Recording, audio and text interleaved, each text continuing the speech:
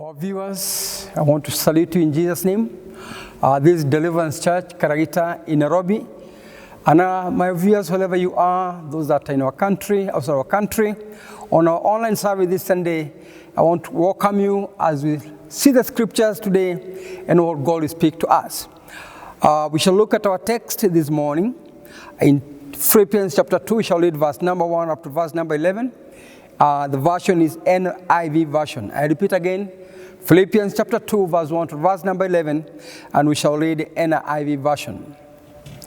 If you have any encouragement from being united with Christ, if any comfort from his love, if any fellowship with the Spirit, if any tenderness and compassion, then make my joy complete by being like-minded, having the same love, being in spirit and purpose. Verse number 3. Do nothing out of selfish ambition or vain conceit, but in humility consider others better than yourselves. Each of you should look not only to your own interest, but also to the interest of others. Verse number 5. Your heart should be the same as that of Christ Jesus, who being in the very nature of God did not consider equality with God something to be grasped. Verse number 7. But made himself nothing, taking the very nature of a servant, being made in human likeness, and being found in appearance as a man, he humbled himself and became obedient to death, even death on the cross. Verse number 9. Therefore God exalted him to the highest place and gave him the name that is above every other name, that the name of Jesus every knee shall bow, in heaven and on earth and under the earth, and every tongue confess that Jesus Christ is Lord, to the glory of God the Father. Can we pray together even as we prepare to listen to today's Rhema word? Father, we want to thank you for the scriptures that we read. Almighty God, is our prayer. Lord, even as I minister to your people, locally and internationally, Jehovah Lord, the Lord, we shall speak to each one of us. Above all, make us to understand the very scriptures that I've read. In Jesus' name we do pray. Amen. The title of our sermon today is Be Concerned About Other People. Be concerned about other people. You can just say, be concerned about others. Why am I saying this? It's because life is not all about you. Life consists of others, other people. Life is more than you. And life without other people is boring, is meaningless, and it's not real. When God created the first human beings, our Bible says in Genesis 1, verse number 28, be fruitful and multiply. Because God's idea is for people to multiply, to increase. And therefore, as they increase, Jehovah looks at the relationship between us and those others.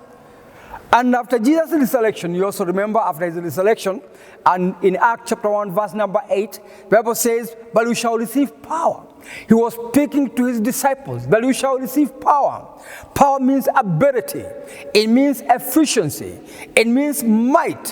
When the Holy Spirit comes upon you, and after that you shall be my witnesses in Jerusalem, in Judea, in Samaria, and to the ends of the earth. Jesus was concerned about the people in Jerusalem, concerned about those in Judea, those in Samaria. But it goes far to say, even to the far ends of the earth. Therefore, Christ was concerned about others. That's why the gospel is not just to us. The gospel should be beyond the local church and go beyond the local church. And therefore you need to be concerned about other people, other human beings. In this world we have so many. Hallelujah. There are those in America, in Asia, in Japan there are people there. People in North Africa there are people. South Africa there are people. Australia there are people. And therefore we have to be concerned about others. We have relatives that do not know Christ as their personal Savior. And for you, my listener, wherever you are, if you are born again, remember you have relatives that do not know Christ as their personal Savior. And therefore, you need to be concerned about them. Be concerned about your family and other family members. Because your family, the family goes beyond the core family. Their cousins, their aunties, their uncles. And because of this, you need to be concerned about all of them. There are other church members. If you are from any local church, you need to think beyond the local church, the local congregation that you assemble with every other Sunday. And right now, the churches have been closed in our zone in Nairobi, Nakuru, Machakos, and also in Kajiado. We people in this zone, churches are closed. And therefore, we need to think beyond us, beyond our local church where we are. Because I know there are pastors that are suffering wherever they are. Maybe where they were hiring the church ground there. They have been paying rent. Now that churches are closed, the question is, what do you think the pastor is doing? They are employees in the church. They are workers in the church. They are caretakers in the church. They are watchmen in the church. There is the pastor himself. And therefore, even as we think about ourselves, let's consider others. Be concerned and ask ourselves, those pastors, what are they doing? What will they be doing? No Sunday service? The workers, what will happen? Will they get their end of the month pay? Those are things we need to ask and be concerned about others. We have other ministries, the other churches, praise the name of the living God. And as we think about others, we also need to think beyond our tribes. Others in other tribes, in other counties, in other locations, in other places. There are other places, praise the name of the living God. And therefore, it's good that we consider these verses when they talk about others. When we look at Philippians 2, verse number 4, where we read, Paul wrote these words and specifically said in verse number 2, let each one of you look not only for his own interest, but also for the interest of others. Because most times we are concerned about our interests. I, me, and myself. You are thinking just around yourself, what you need, what your children need. If you're married, what your spouse needs. So you think about yourself. But Paul is saying, let each one of you look out not only for his own interest, but also for the interest of others. Other people have needs. Other people have issues. Other people need what maybe you have and you're not using. Verse number 5 says, let this might be in you, which was also in Christ Jesus. This was the mind of Christ. Be concerned because of others. Remember John 3 verse number 16. Bible says, for God so loved the world, that he gave his only begotten Son, that whoever believeth in him should not perish, but have everlasting life. Kwa Swahili nasema ya kwamba, na vile Mungu aliupenda ulimwengu, akatoa mwanae wa pekee. Alikuwa pekee. Akatoa mwanae wa pekee, ili yeyote amwaminie, asije akaangamia, ama asipate ulinzi. Na kwa hivyo, Christ came because God so loved the world. God was concerned about his creation. God was concerned about his creation. And because he was concerned, and me and you, we are in the image of God. We need to have that mind of God, that mind of Christ, of being concerned about others. Jesus himself, in John chapter 17, if you read verse number 21, he says, that they may be one. He was praying. It was the time he was praying, preparing for his death and resurrection. And as he spoke and he prayed, he said, that they may be one as you, Father, are in me and I in you, that they may also be one in us, that the world may believe that you sent me. Christ is concerned about the congregation, concerned about Christians. And the message is, can they be one? Because when it looks, there is no unity. Yes, there is a lot of diversity, but there is no unity. Brethren are not together. Families are not together. Communities are not together. Politically, we are apart. And his concern is saying that they may be one. Why? Because when you are one, you are concerned about the other person. Verse number 22, John 17, he says, and the glory which you gave me, I have given them, that they may be one just as we are one. He's talking about his glory, that he has given us that glory. And because of that glory, we need to be one as the one. And as a church, and as you watch online in your homes, in the restaurants, or wherever you may be, it's good to remember that you need to be one. If there's an area you're not one with anybody, be concerned about them. It is very, very important. The last 4 Sundays I was preaching in the church. And the verse text I read, I'll read it to you this morning. That's John 13, verse number 4 and verse number 5. Where Christ, when he was teaching his disciples, said, "A new commandment I give unto you, that you love one another. As I have loved you, that you also love one another. Why? By these, all will know that you are my disciples." Christ talked about loving one another. Do you know, my viewer? You cannot be concerned about others if you do not love them. You cannot consider or be concerned about others if there is a grudge or there is something that prevents you, forbids you to be one. And therefore my message is, the world shall know that we are his disciples if we are concerned about others and love them. There are people that normally say, she is not lovable, hapendeki. He's not lovable. No. That is the language of those that are outside the church. You that are in the church, nobody should be unlovable. That should not be part of your vocabulary. Kila mtu anapendeka. Kristo alikuja kwa ulimwengu kwa sababu ya sisi zote. Na kila mtu anapendeka. That's why you need to be concerned about others. Life, again I say, is not all about you. Life consists of others. Can you imagine if you are taken to an island where there are no people, it's only you? Look right to the left where you can see birds of the air, a few zebras across, and no other human being. Imagine how boring it would be. There may be many fruits in that island. You may enjoy all that you need, the lot that you want, but being alone, no competition, nothing to compare with, nobody to encourage you, it can be so boring. That's why Christ's words are that we love one another, that we be concerned about one another.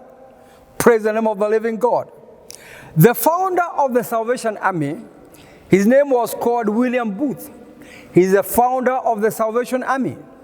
He sent a telegram to all his leaders, all the leaders. Each one got a telegram. And he asked everyone to be present for the reading of the telegram. He told them, come for a meeting, and we shall read the telegram together.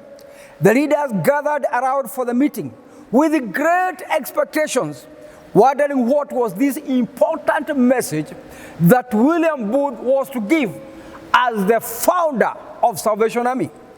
When everybody was set, the telegram was opened, and the message was, others. Hallelujah. Others. And they started wondering, what does he mean? What was in the mind of William Booth was he need to be concerned about others. As Christians, we need to think about others. And we go and look for them. Why? Because others exist. There are other people beside you, beside your family, that do exist. We might have to mind about other people. We are to spend our lives with other people, and we must live with others. You cannot live in an island. We need other people so that we complement one another. I repeat this again. Imagine you are a doctor, a qualified doctor. You are alone in an island with your car, with your laptop and whatever. There you are just there. If your vehicle breaks down, you need a mechanic. You are a doctor, you are not a mechanic. You cannot do it. You need somebody else to do what you cannot be able to do. You have a laptop, yes, you're a doctor, a medical doctor. You know nothing about the gadgets that involve the computer. And you need a computer specialist to come and work it for you. Therefore, we need one another to complement one another. We must serve one another. And we must lay our lives for one another. The Great Commission, you remember? The Great Commission in Matthew 28, verse number 18. Jesus came to them and said, all authority, all power has been given to me. Which power? The power from above. And was giving the Great Commission. He said, all power, all authority has been given to me in heaven and on earth. Verse 19 he says, therefore go and make disciples of all nations. Don't make disciples of your tribe. Don't make disciples of your community. Don't make disciples of your church only.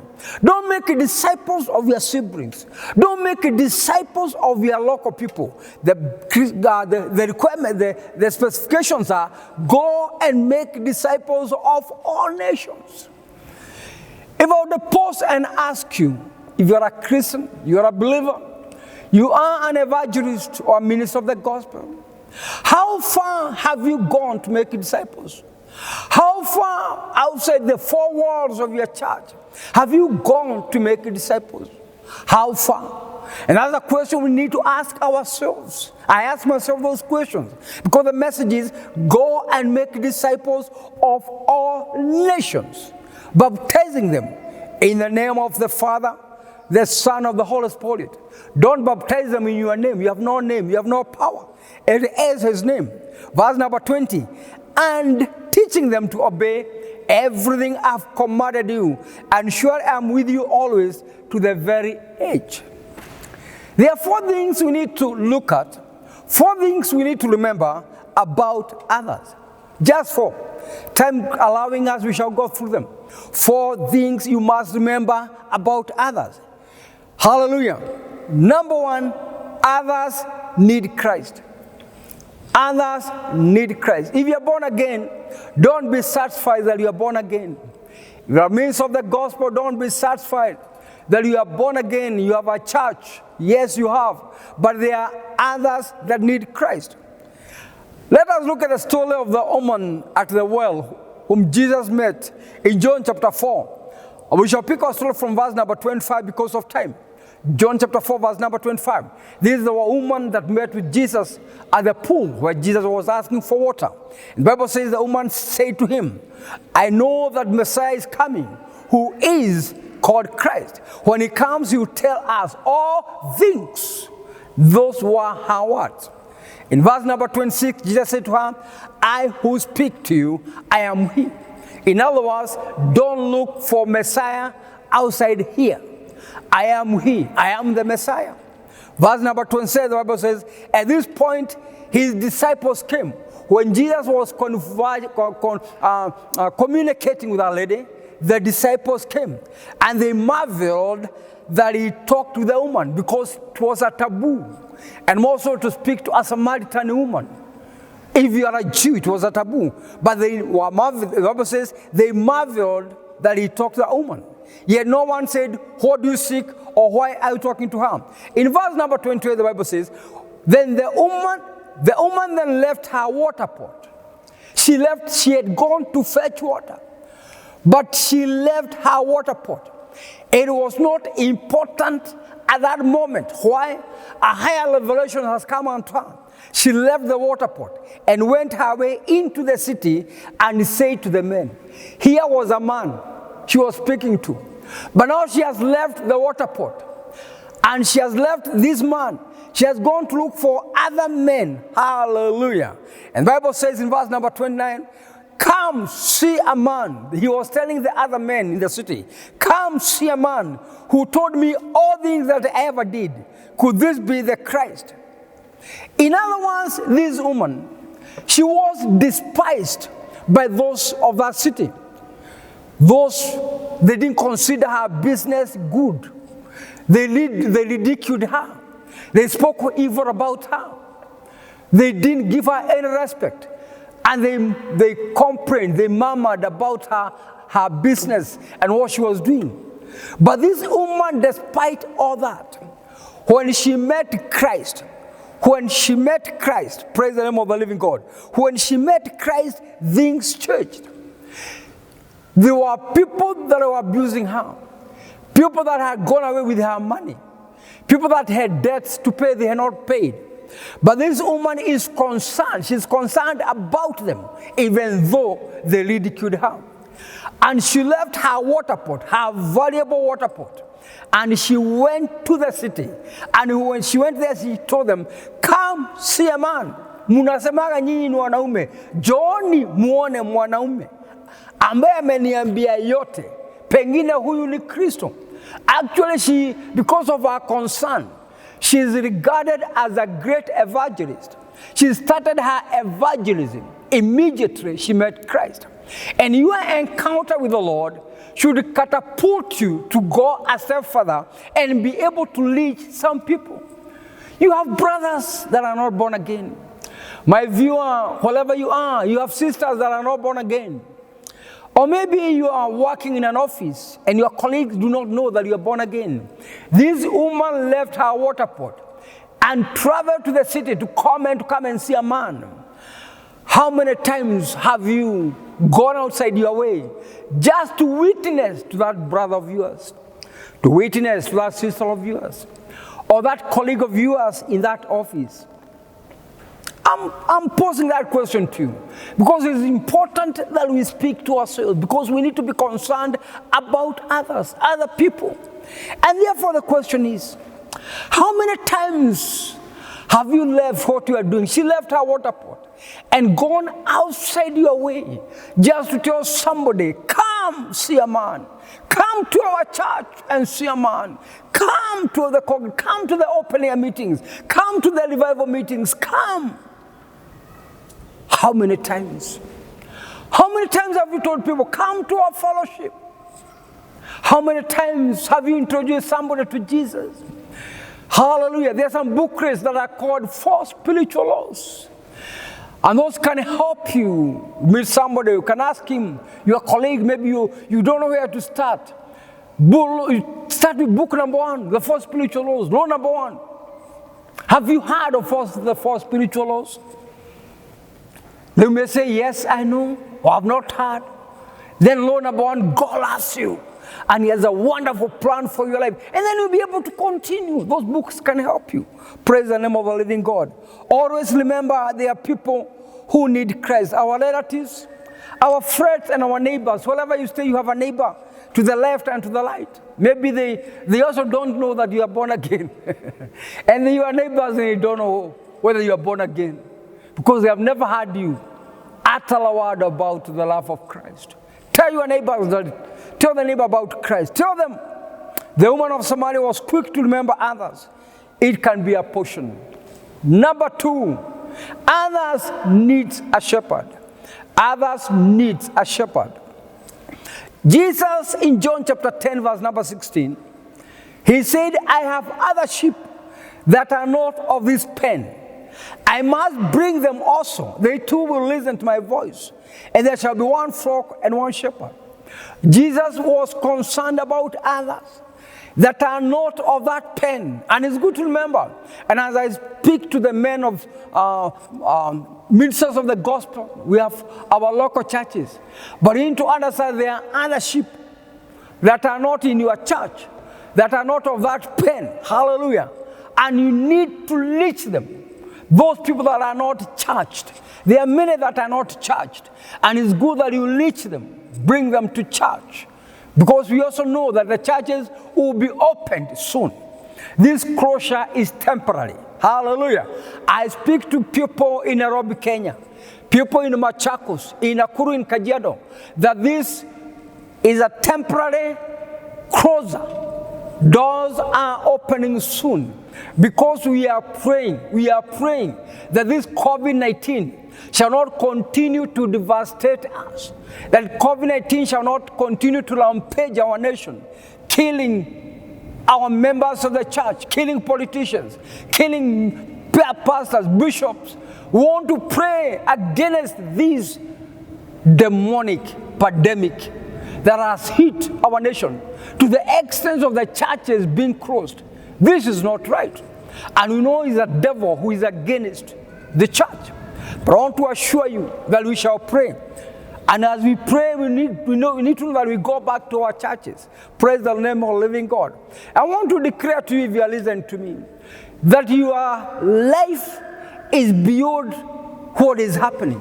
You have a life that God considers, and God will protect you from this COVID-19. And if you are sick in your house, in hospital bed, and you are listening to me, I want to declare a word of healing to you right now in the mighty name of Jesus.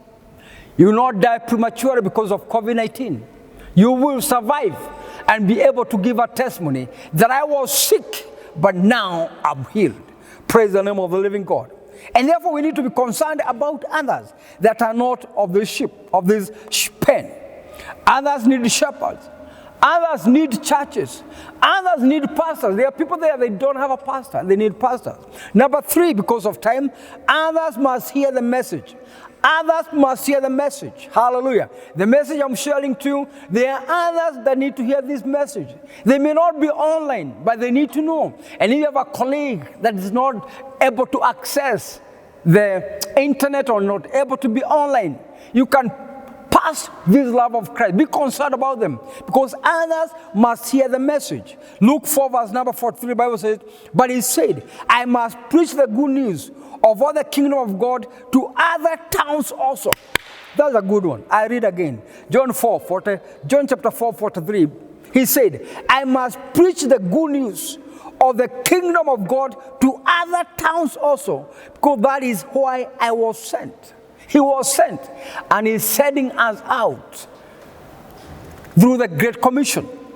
Hallelujah. They must hear the gospel. Number 4, the last one. Others have issues. Others have issues. It's not only you who has issues.